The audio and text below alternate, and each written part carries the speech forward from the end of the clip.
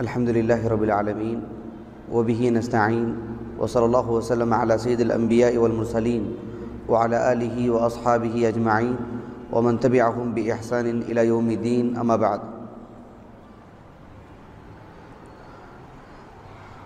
آج کا جو محاضرہ ہے اس موضوع کو ذرا سمجھنے کی ضرورت ہے. اس کا جو موضوع ہے عربی زبان میں قیمت الآثار النبویہ فی العصر الراہن. قیمت الآثار النبویہ، قیمہ بولتے ہیں القیمت یعنی اعتبار، حیثیت. الآثار النبویہ آپ علیہ السلام کے جو آثار ہیں جن کی معاشرے میں نمائش کی جاتی ہے یا نمائش نہ بھی کی جائے، جو لوگوں کے پاس رکھے ہوئے ہیں کچھ متاحف میں، تو ان کی کیا قیمت ہے، حیثیت کیا ہے ان کی فی العصر الراہن، دور حاضر میں. فی العصر الحاضر یعنی فی العصر الراہن یعنی دور حاضر میں. کیوں یہ عنوان؟ اس عنوان کو سمجھنا کیا ہے. آپ علیہ السلام کی جو آثار ہیں، چاہے آپ کے کپڑے ہوں، آپ کے بال ہوں، آپ علیہ السلام کی نعلین ہوں، آپ علیہ السلام کی عصا ہو، جن کی نمائش کی جاتی ہے، ان سے تبرک لینا اس کے ہم خلاف نہیں ہیں. اسے تبرک لینا جائز ہے، کتاب و سنت سے ثابت ہے. آپ علیہ السلام نے، آپ علیہ السلام کی جو ذات مبارکہ ہیں مکمل طور پر بابرکت ہے. آپ سے برکت لینا، آپ کا جسم مبارک، آپ کا لعاب، حتیٰ کہ آپ کے جسم کو کوئی مس کر جائے، ہر اعتبار سے وہ بابرکت. ایک کپڑا ہے، لیکن وہ کپڑا اگر اللہ کے رسول علیہ السلام سے مس ہو جائے، چھو جائے، تو پھر وہ کپڑا مبارک، اور اس سے برکت لینا بھی جائز.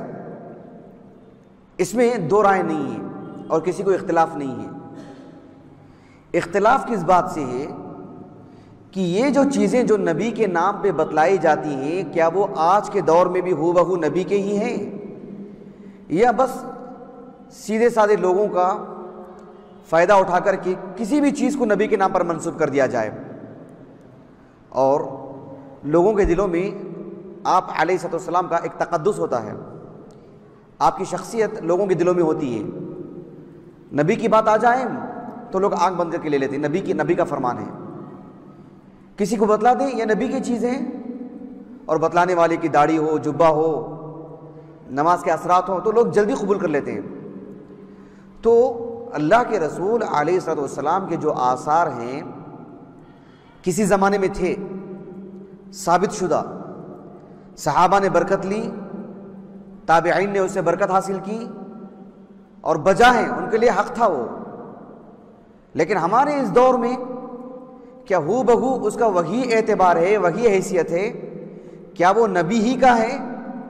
کیا اس کے پاس کوئی ٹھوس ثبوت ہے؟ یہ اصل مسئلہ ہے. موضوع واضح ہوا؟ موضوع اچھی طرح واضح ہوا؟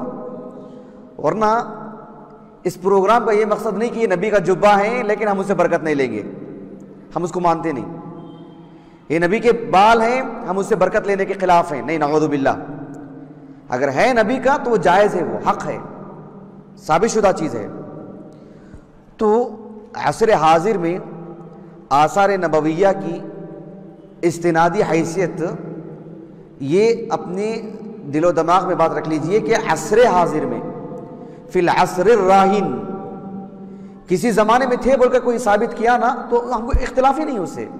کسی زمانے میں تھی وہ چیزیں ہوں، بات واضح ہو رہی ہے آپ کو؟ کسی زمانے میں وہ چیزیں تھیں، ہم کو اس سے اختلاف نہیں.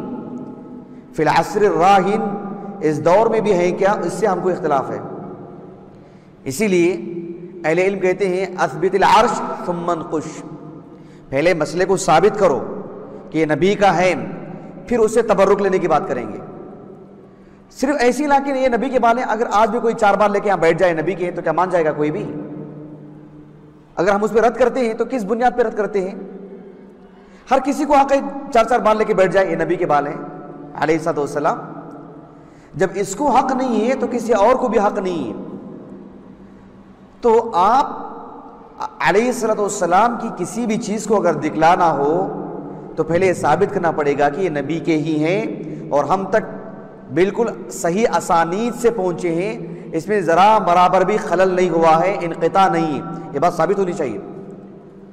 ورنہ پھر کسی کے لیے کوئی بھی چیز حق ہو سکتی ہے، کوئی کسی بھی چیز کو نبی کے نام پہ بیان کر سکتا ہے۔ یوں ایسے ہوگا کہ اگر کسی کی چیز صحیح سالم ہو، معتبر ہو، واقعتاً نبی کی ہی ہو، تب بھی اعتبار اٹھ جائے گا اگر ایسا تلاعب ہوتا رہے تو انشاءاللہ یہ موضوع سمجھنے کی ضرورت ہے۔ ورنہ کسی کے وہم و گمان میں یہ بات نہیں آنا کہ ہم نبی آپ علیہ السلام کے جو آثار ہیں اس کے خلاف ہیں، ہم اس کے مخالف ہیں، نہیں، نعوذ باللہ۔ یہ حق ہے اور تھا کسی زمانے میں، اور ہمارا موضوع ہے فی العصر الراہن، دور حاضر میں ہے کیا وہ ہمارا موضوع۔ بات اچھے طرح سمجھ میں آ گیا آپ کو؟